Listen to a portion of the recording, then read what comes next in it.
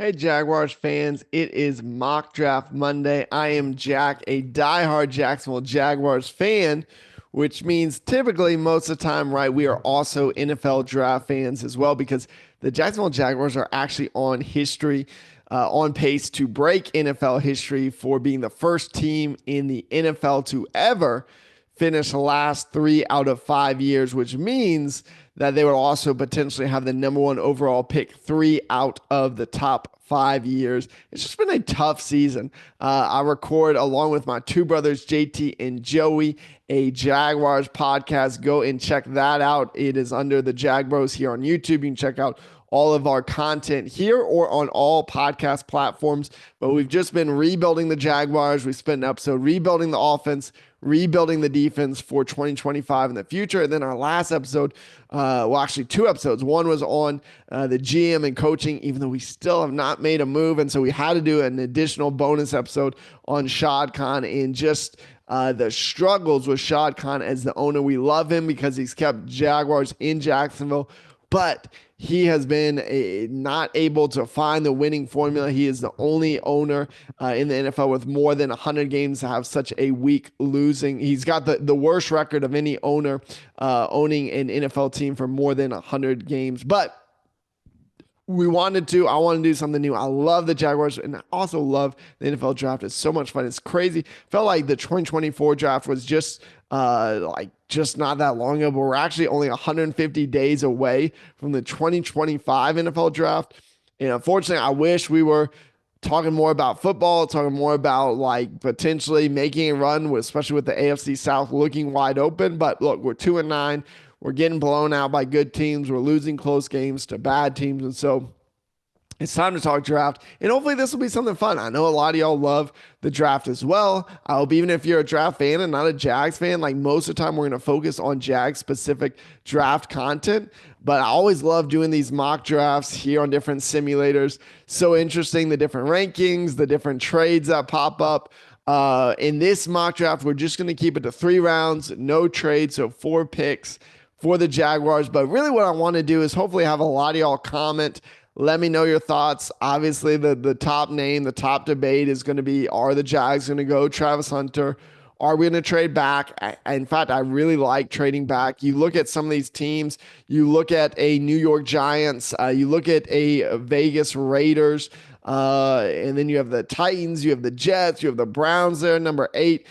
How many of these teams are going to want to move up because this is such a weak quarterback class, and to me, really just a two-man quarterback class. It is only Shedeur Sanders from Colorado and Cam Ward out of Miami. Those are the only two guys that really deserve even a first-round selection. Jalen Milroe has been bad. He's been inconsistent and then just had some really, really bad games. He's got the most potential of anyone else, but I see him falling pretty far unless a team just gets desperate. Like the Browns, like, I'm not watching Deshaun Watson again. So maybe that happens and they go Jalen Milroe, but I could see one of these teams and I could see this being a great move for the Jags. So let me know kind of your thoughts on trading back. We'll definitely look at that one of these mock draft Mondays where we trade back. I mean, at this point, we can't trade up. So that's not even a scenario. We'll do some 7 rounds. Maybe we'll do some trade up from the second round back into the first, get 2 first round selections. We'll maybe look at a first round, all 32 teams. What might they do? What might be some other trades? Again, just for NFL draft fans. But really, it's going to be focused mainly on Jaguars and Jaguars draft content, especially on Mock Draft Monday. I'm going to be dropping some YouTube shorts of some player profiles. I'll eventually get into different positional rankings as well. Hope, especially with this early start on draft research and content, just to be able to get an early start, as many players as possible, and really focus on, well, what should the Jaguars do? And hopefully, it's not Trent Baalke making the selections. Go ahead and sound off in the comments what you think about Trent Baalke. But we're going to go ahead and hit start. I want to see these trade offers. Oh man, no one even, like, what happened? Nobody wanted this first pick. The Commander, almost said the Redskins. The Commanders are going to give us nothing. And why would they even trade up to number 1? I guess to get Hunter, but no, we're not taking a bunch of 2026 picks. Be a disaster, right? No first round picks for the Jaguars in 2025. I'll be fired so quick if I hit accept on that one. No, thank you. We're staying in this position And we are going to go Travis Hunter here. So looking at the first three rounds, the Jaguars have 4 picks. And I'm really viewing this as there are 7 key positions. And this is kind of why I'm like, hey, I like trading back, not with the Commanders in that awful situation.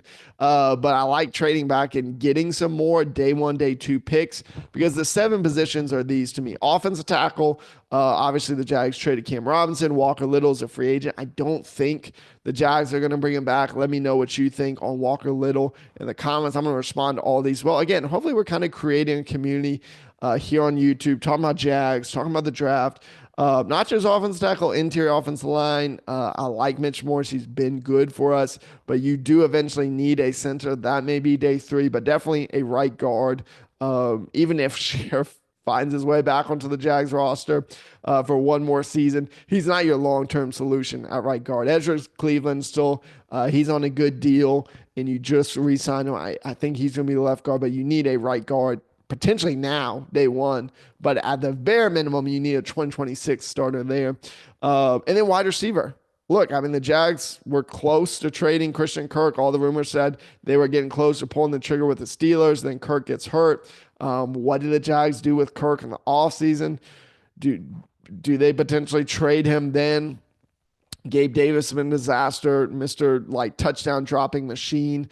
He only has just barely over 200 yards and 2 touchdowns now out for the season.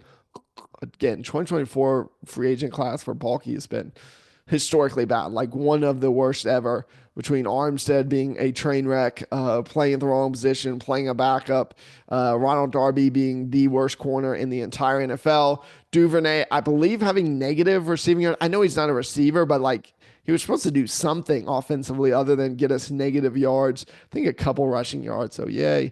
But not been a good returner either, and struggled with injuries and some other, and then Gabe Davis. So wide receiver all of a sudden becomes a need as well, even as awesome and as big a fan of BTJ. You got to get Trevor weapons. You got to protect him. Got to get him weapons.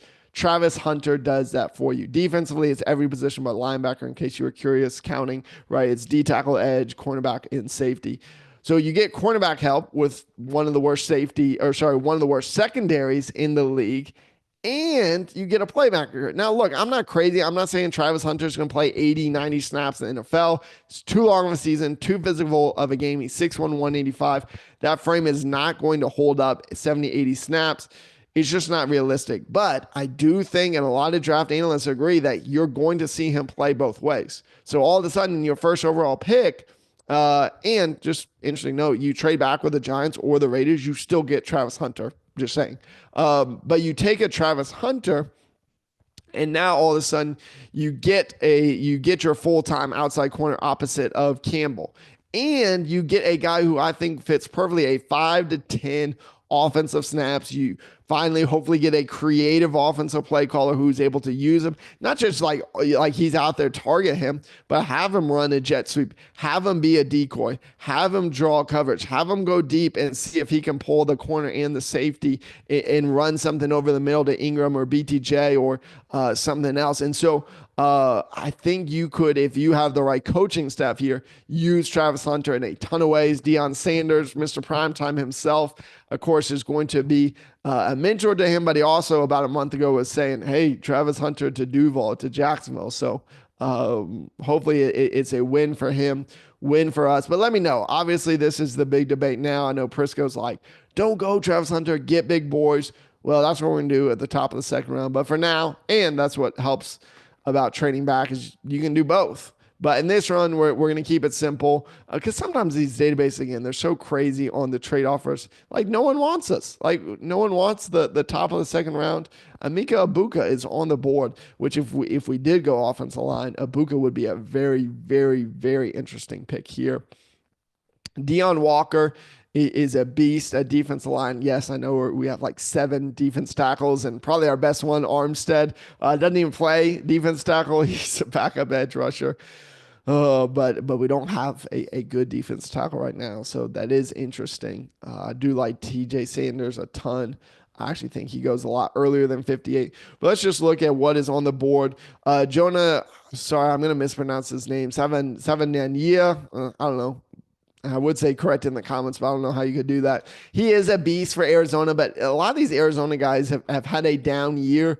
Is that coaching? Is that just whatever? Obviously, their coach left and went to go to Washington last year, and so you've seen some guys like Takario Davis be someone who a lot of people loved as a mid first, all of a sudden maybe be a mid day two guy, even though he's got all these tools. Just been disappointing. 79 year, he's played tackle for them. They're obviously saying maybe interior offensive line. Let's see who else. Oh. I'm not a big Emory Jones guy. I know he came into the season as a high first round pick. He's been disappointing to me this season. A lot of people like him at guard. Maybe that's a way to fix it. I think Josh Simmons or Wyatt Milliam, like either one of these guys are going to be home run picks for the Jags here at the top of the second round. I do agree with NFL mock draft database. Yeah, I do have Simmons slightly higher. Yes, he's had some injuries this season, but he's the left tackle. He's 6'5", 310 pounds. He's a beast for Ohio State. He's only given up 1 sack in his last 19 starts. And he's got flexibility to play left or right tackle because there is a conversation. Well, do you move Anton back to his natural position at left tackle where he played high school and at Oklahoma? I don't hate that, but you've got to figure out the left tackle is the most important position on offense, most high paid after quarterback. So you've got to figure out, and I think Josh Simmons is going to bring you, I think, the left tackle of the future in Jacksonville. But if you told me the Jaguars win Wyatt Milliam here from West Virginia, I'd be very, very happy with this. See, you can do both. You can get a playmaker, you can shore up a very, very bad secondary, and you can go get a beast as well. But again, the Jags have a lot of holes. Hey, look at that. We got 2 A+, so we're rolling. We're moving. I don't know that I would give Simmons an A+, but I would give it close. Travis Hunter feels like an A+ if you're in that Travis Hunter camp, which I am in, especially for Jacksonville. Hey, 2 birds, 1 stone, playmaker on both sides. Let's just look. Again, these are always interesting. Like, that's interesting. Move back 2 spots and get a 4th round next year. I'd probably do that. But we haven't even looked at the board, but we'll see in a second. Like, that doesn't make any sense. Why move back 20 spots for a couple 6th-round picks? I know the Jaguars love 6th-round picks. Like, this is crazy to me. One, we're never going to trade with the Titans, but for 2, I'm not just giving away my 3rd-round pick for nothing. That's just a lot of picks. That's just a lot of 7th-rounders. Anyways, no trades in this one. Who is on the board here? Got a couple linebackers here. TJ Sanders is still on the board. That's a really, really interesting guy. He's a defense tackle. Do I have some notes? Yeah, he's 6'4", 290. Last 2 seasons, he's had 8.5 sacks in these last 2 years, and he's played really, really well. The Jags just desperately need interior pass rush. I don't know that this is where we go. Man, I love Mike Green. Oof, that could be a big pick. That's kind of where I'm leaning right now. Let's just kind of check. Yeah, see, I'm glad we went offense tackle here because that's a big drop off here. Wide receiver, hey, go back to the NFL LSU factor. I do like Kyron Lacy a ton. That would be a fun pick. Give Tate Ratledge is very good. Just a little background on him. He is an offensive guard out of Georgia. Where are my notes? He's 6'6", 320 pounds. PFF has graded him the last 3 seasons, all 3 seasons over an 80 pass blocker. He's given up just 13 pressures, and you're like, 13? That's a lot. Well, that's over 1,000 snaps. So about 1% of his snaps, he's giving up a pressure. That is insanely good. I may even be talking myself into that. But I'm actually going to talk myself right back out of that because I love this player.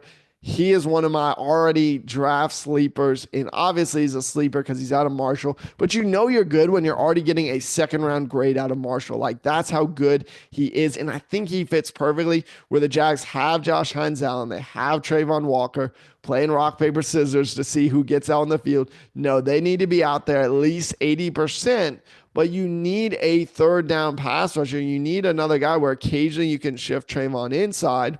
Not, maybe 5-10% of snaps, and now you're sitting 30-40% of snaps to a rookie. And if he plays really, really well, That's a great problem to have. You can never have too many pass rushers. Like the Jaguars are very fortunate, as bad as our pass rush has been. Like both these guys have been very, very healthy.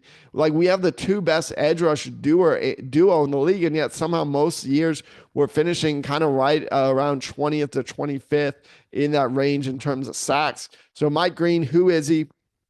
He's the edge rusher out of Marshall. He is 6'4", 248 pounds, and he is 15 sacks already. He has 3 forced fumbles with a Jaguars team that's not forced very many fumbles or turnovers or plays like that. Give me Mike Green. Any other thing? Yeah, he's a speed guy, right? Again, Trayvon Walker is obviously a power guy. Josh Hines Allen is kind of a combo, but really he played this season. I heard somewhere he was playing like 275, 280. I don't know that he actually was that big, but he is a bigger edge rusher. I think Green will play closer to 255, maybe even 260, but is more of a speed skill edge rusher. And okay, I'll take an A. I will take an A there. I don't know that I would give that an A either, but he's a draft sleeper. I really like probably a less traditional pick there. But hey, sometimes the best secondary move is just to get more pass rushers, make them throw bad throws. I do love Hairston here out of Georgia. I love Jabbar Muhammad here. We could double dip at corner. Let's look who is top. Hey, Kyron Lacy still on the board. Xavier Watts, I'll talk about in just a minute because I think that's going to be where I go. Anybody else? Yeah, man, offensive tackle really falls off. If we are going to go draft and not go free agent, it's showing us how much we need to hit offensive tackle early. And so, yeah, especially the left tackle is too important of a position to let wait until, a Purdue or NC State. I like Blake Miller, but like he's not a day one starter for you by any stretch. Yeah, interior offense line has fallen off a little bit. Even these D-line guys, Cape Hart, he's got some potential there. I like him out of Clemson. I'd probably lean secondary again. I know we're going heavy defense, but that just feels right. Again, when our secondary is bottom 3. And here's the cool thing too, is you have an early 4th round pick coming up. So if you do like, if Kyron Lacy is still on the board and you're like, man, we need to get another playmaker. Oh, man, we really do need another playmaker. Maybe I should just take Lacy. But I'm going to go Xavier Watts because he fills an obvious need. I'm already putting money. They're going to give me an A+. Xavier Watts, other than Travis Hunter, I think he's my favorite pick in this draft class here at the bottom of the 3rd. This feels like a home run pick. He is 6 foot, 205 pounds, safety out of Notre Dame. And here's what I love. He is a playmaker. This season and last season already, he's had 11 interceptions. Heck, he may finish this year closer to those 2 years, 12, 13, 14 interceptions. Notre Dame has played very, very well, even losing their superstar corner in Benjamin Morrison to a hip injury. And a big part of it is that Xavier Watts is that defensive leadership. He is that secondary leadership. The Jags secondary, again, safeties, you have Antonio Johnson and Savage, both who will be on the roster. Cisco is going to be a free agent. I don't see us bringing him back. Let me know in the comments if you want Cisco back or not. He's been so disappointing. I thought he was going to have a breakout year and just been so disappointing for the Jags this year. But Xavier Watts brings, because look, outside of the Minnesota game, this is a secondary that just has got 0 turnovers, pretty much. Almost 0 interceptions. Like this is a team that just has not been able to make big plays. And so you bring in a guy late 3rd round who's a playmaker, who's an interception turnover machine. I love it. He's forced a fumble as well. And he's got 147 tackles in his career. What did the Jaguars secondary struggle with as well? Tackling. So he's a great tackler, and he also is a defensive playmaker. Yes, there's a reason he's here in one level because he is aggressive and will have misses. But give me a playmaker all day, every day. Give me Xavier Watts, another A+. Let me know what you think. Like, drop your honest grades. Feed my ego. Give me another A+ for this draft. Yeah, again, all these draft simulators are so different. Their grading system. Like, I guarantee you, if I did the same draft somewhere else, like someone would give me a C- or D for this. So everyone's got the different rankings, especially this early. But I would love to hear from like Jags fans. What do you think about this draft? Like, would you be happy? Again, I like trading back. Let me know if that's kind of the direction you're at. I would love potentially to move back to 3, get an extra second or third, and still get Travis Hunter. That feels like the dream for the Jaguars. Maybe you would have been able to go get another playmaker for the offense in that scenario. But in this scenario, at least, this is who we got. And let me know your grades. Travis Hunter, cornerback slash wide receiver out of Colorado, fit 2 needs, a playmaker on defense and a part-time playmaker on offense. Offensive tackle, protect that blind side, get the left tackle of the future, and Josh Simmons out of Ohio State. I think if he wasn't injured, this is a guy that's probably going mid to late first round. Mike Green, my sleeper pick of the NFL draft so far. Sack machine, 15 sacks on a Marshall. Yes, less competition, but he's not playing the SEC. But I think he's going to come be a force in a perfect speed, specialty pass rusher for the Jags. And then another defensive playmaker helping the secondary, Xavier Watts, safety out of Notre Dame. Let me know your thoughts. Let me know what you want to see next Monday for our mock draft Monday. Hopefully this is a lot of fun. Hopefully you enjoy this again. I just love the draft. I love the Jaguars. So hopefully we finally get a home run draft and start building and start turning this around for the future of the Jags. But let me know your thoughts. Let me know what you want to see in the future. Grade this draft